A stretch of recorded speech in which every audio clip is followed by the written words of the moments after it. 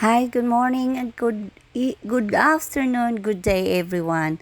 Pasurpresa daw nila sa akin na ng aking kaarawan sa ayan ang aking mga anak at ako'y pinapunta dito sa Maynila at ganun po man nandun ang excitement ko kahit alam ko na gawa doon sa aking nagbalita sa akin.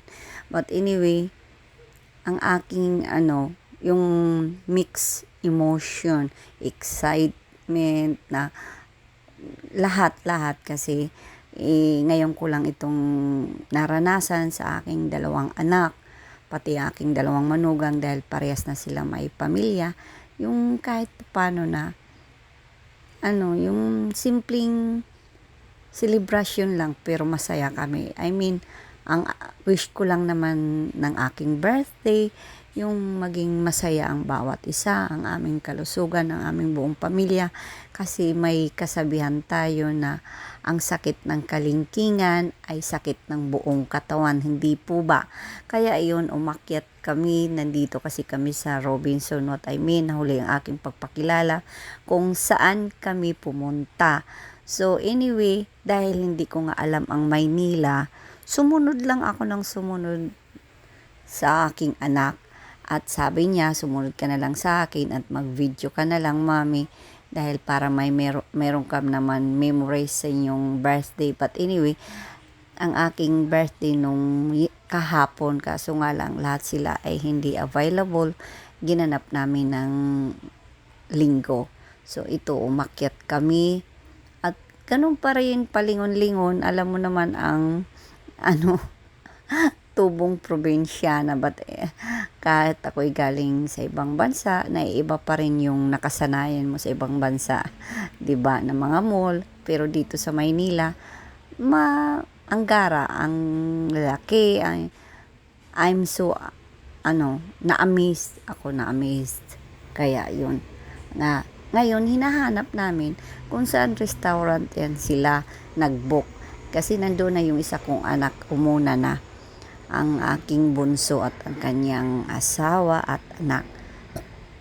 So, pinakamadaling salita, lakad lang din kami pero yung relax lang kasi hindi kami nagmamadali kasi yung isa ko pang kapatid, nandoon na yung mga bata, naglalaro pa din.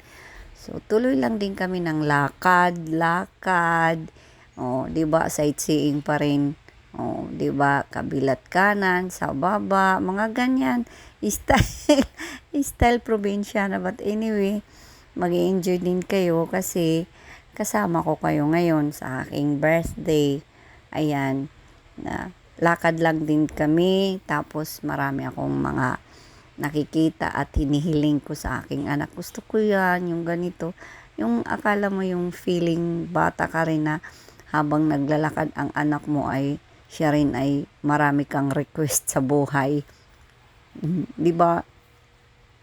Bumaliktad na ang panahon na parang ako na ang naglalambing sa kanila na ito anak, gusto ko ng ganyan, miyaw siya. Basta parito ka muna at kakain muna tayo. At hindi pa natin nakikita ang restaurant, mami, sabi niya ang anak ko.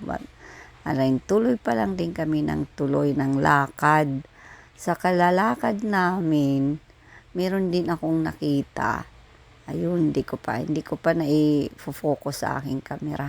Matuloy lang din tayo mga kapatid, mga ka-vlog. Oh, yan. Yan, dito pala. At last, nagkita na kami, kita-kita. Ayun, ang aking mga anak. Nandoon na siya sa lamisa. Oh, di ba? Ayan. Tapos, naghihintay pa sila. Ayun ang mga plato. Wala pa yung isa kong kapatid na dala niya kanyang mga anak at saka kanilang mga kasama. Ayun, oh. Aanuhan sila kung saan sila dadaan dahil mga chubby na daw sila. Oh, ayun yun ang dalawa kong anak. Oh, yan sila.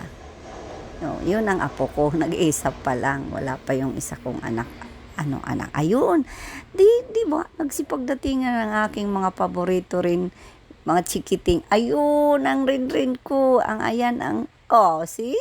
O, picture daw, tita. Picture, tita. O, di ba? Ayun. Yan sila Ate Nini. Ayan ang Kuya Enrico, panganay ng aming bunsong kapatid na si Erne. O, ayan. Back to ating pagkain. Parehas pa rin sa probinsya na may laing. Gusto nila may laing. O, di ba? Sabi ko, magdasal muna sila bago kami magpicture-picture. Pero hinintay pa namin yung asawa ni Erne kasi nahuli siya. O, ayun, di ba? Kanyang tiyuhin niya yan. Nakatabi niya. Ayan, kasi magpipin. Tingnan mo. Nihintay pa nila yung isa pang putahe. Anyway, wala pa naman si Connie, yung asawa ni. Ayan, yung asawa ni Rolene. Katabi ko, ayun ang hinintay nila. So, kainan na. Habang nagkakainan na kami, na nag-aalala pa rin ako dun sa mga bata kung anong gusto nila. Yun, ang inaano ko, tingnan nyo. Diba? Kanya-kanya ng cellphone kasi nasa middle na ng kanilang pagkain. Ang sarap ng sisig nila. Diba, guys? Ang akin, nag-request ako ng buko. Sabi ng kapatid ko, hindi ka pa rin ba nagsawa ng buko sa probinsya? Actually, kung hindi mo sasadyain sa probinsya, hindi ka makakain ng hindi ka makakainom ng buko. Ayun, lumabas kami ng aking pamangkin. Picture-picture daw kami sa labas. Ayan. Tingnan nyo, di ba? Pasimple lang ang magtita. Hanggat lumakad kami ng lumakad. Yung dragon na yan. Di ba? Sabi ko, sige, labas muna kami. At tapos na kami magkainan. Picture pa rin siya. Di ba? Lakad kami, lakad. So, since tapos na sila na magkainan at kaunting kwentuhan, umuwi na kami, kanya-kanya na. Sila may kanya-kanya naman sasakyan. Kami, nag-grab lang kami. Gawa ng, wala naman kaming sasakyan. Motor lang. So, ang grab na lang kami. Gawa ng, tawag dito, mas madali kaysa mag-commute pa. So, nag-grab kami, bumaba kami, lakad pa rin, katulad pa rin ng aming dinaanan. Pero gabi na siya, kaya maganda na rin ang sabi pa, mga lightings, mga ganon. Diba, guys, mayroon ng malit ang aking manugang dahil may balak pala sila pumunta sa ibang bansa. Hindi nila sa akin sinabi kasi ang gusto nila surprise. Bukod dito sa aking pa-dinner, may pa-surprise pa. So, since yan ang kanilang pinag-usapan, ako'y nakanganga kaya lumabas kami ng aking pamangkin. Napa-picture kasi I am out of the world sa kanilang pinag-uusapan. So, since nandito na kami sa labas at kami pauwi, nakita ko ang isang kahoy na may ilaw at ang ganda niya. So, since kanya-kanya naman ayun, diba? Yun ang sinasabi ko. Hindi lang Pasko, laging Pasko. Yan, kanya-kanya ng mga uwian. Kaya kami, nag-grab lang kami. So, yan guys, ang aking celebration ng aking birthday. Simple lang, pero kasama ko. Hindi naman buo ang aking pamilya, but since nandito na ako, nakita ko naman sila, ay masaya na rin ako. Ang mahalaga sa amin, kami ay magagandang pangangatawan at more birthdays to come for myself.